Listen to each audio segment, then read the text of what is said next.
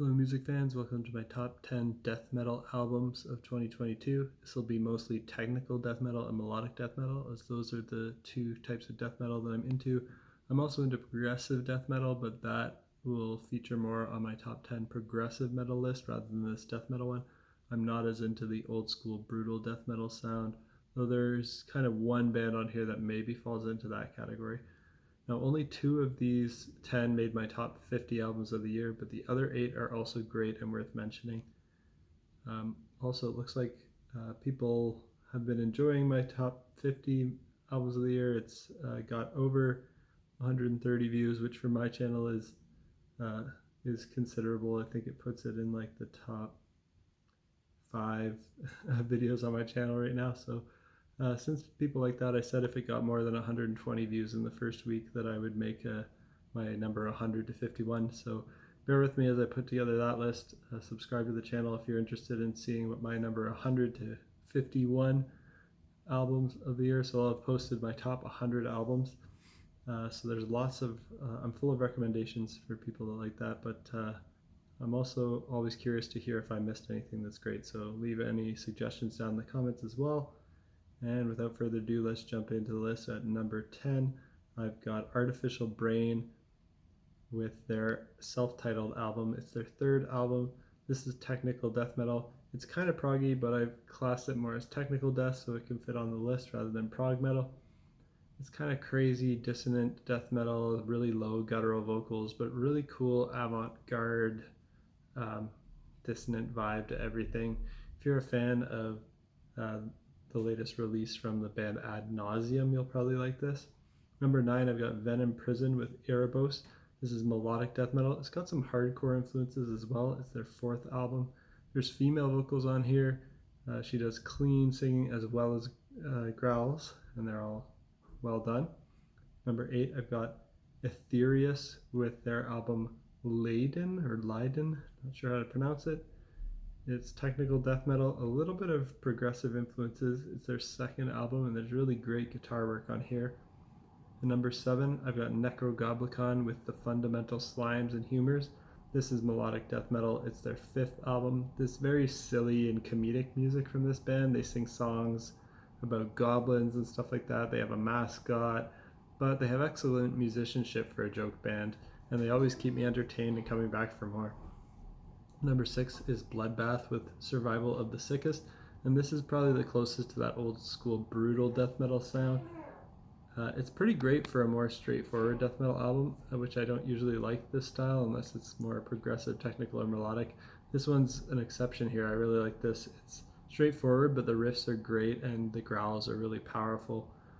Number 5, I've got Fallujah with Empyrean.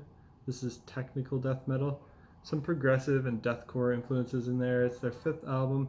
Very cool, intricate compositions, great guitar playing and drumming, mostly death growl vocals, but some parts have clean singing.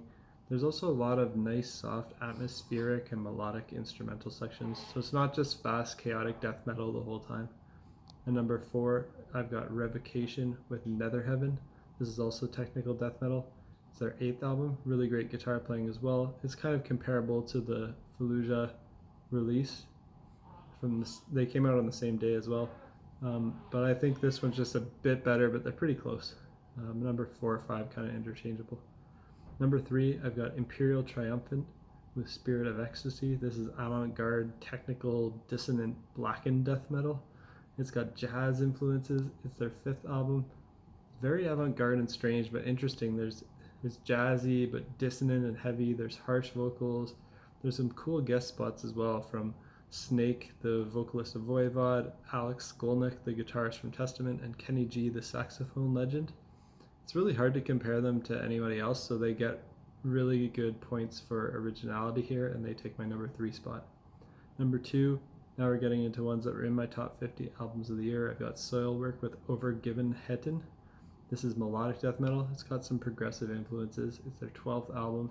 Really catchy melodies and choruses. This one on here is probably like the one that would be the most radio friendly and the most kind of normal music fan friendly. People that aren't really into death metal might still like this.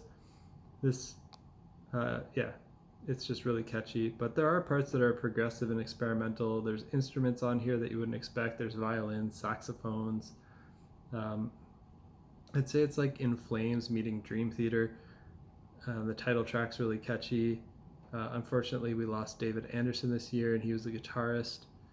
He died at the age of 47. Rest in peace, David. And my number one death metal of the year is Allegaeon with DAMNUM. This is technical melodic death metal. It's got progressive influences as well. It's their 6th album, and it's really a journey.